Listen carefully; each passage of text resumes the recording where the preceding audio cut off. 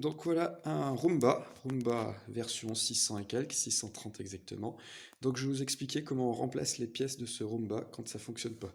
La première chose, c'est la brosse latérale ici qui fonctionne pas, donc je vais vous montrer comment la remplacer.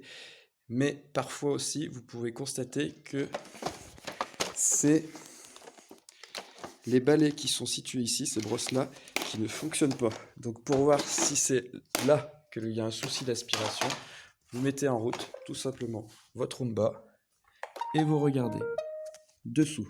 Si ça tourne, comme ici, c'est que ça fonctionne.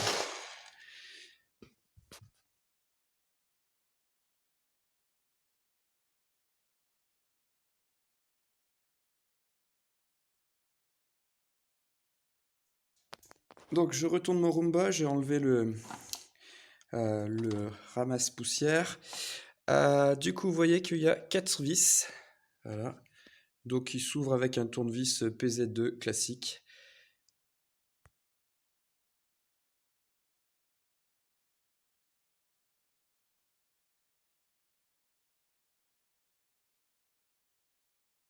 Donc une fois qu'on a dévissé les 4 vis, on enlève la roulotte centrale, on enlève la petite brosse, et ensuite il ne reste plus qu'à soulever.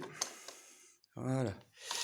Donc là, moi je vous rappelle que c'est le moteur de la brosse latérale qui est cassé, donc c'est lui que je vais changer. Il suffit de démonter les 1, 2, 3 vis que vous voyez ici.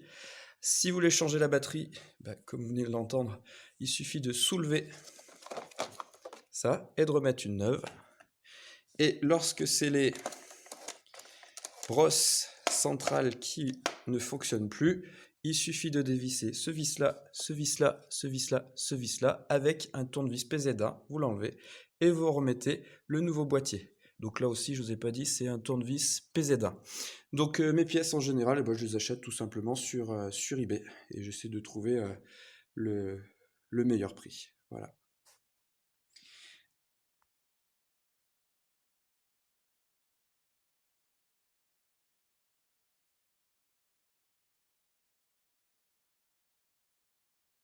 Bon, c'était la première fois que je le démontais, donc du coup c'était juste 2 vis, celui-ci et celui-ci, qui sont déjà présents sur le nouveau modèle, qui reste plus qu'à fixer. Bien entendu, il faudra que j'enlève aussi la brosse avant de remonter le tout. Et voilà, donc du coup c'est un Roomba iRobot, mais alors c'est l'avantage, c'est que il est très facile à réparer, comme vous pouvez le constater par cette vidéo.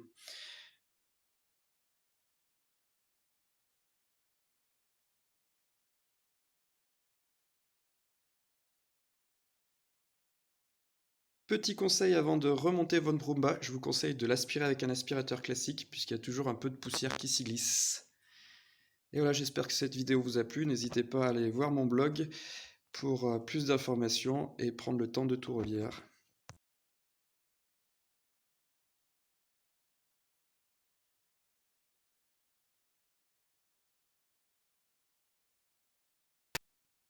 Notre dernier petit conseil, lorsque vous revissez votre appareil, je vous conseille de le faire en diagonale. Première diagonale, deuxième diagonale. Ça évite qu'il y ait des jointements qui se ferment mal. Voilà, c'est le mieux.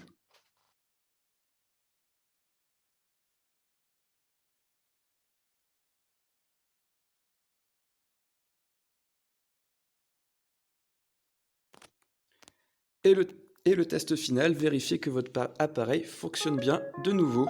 Donc là, je fais marcher la brosse latérale, impeccable.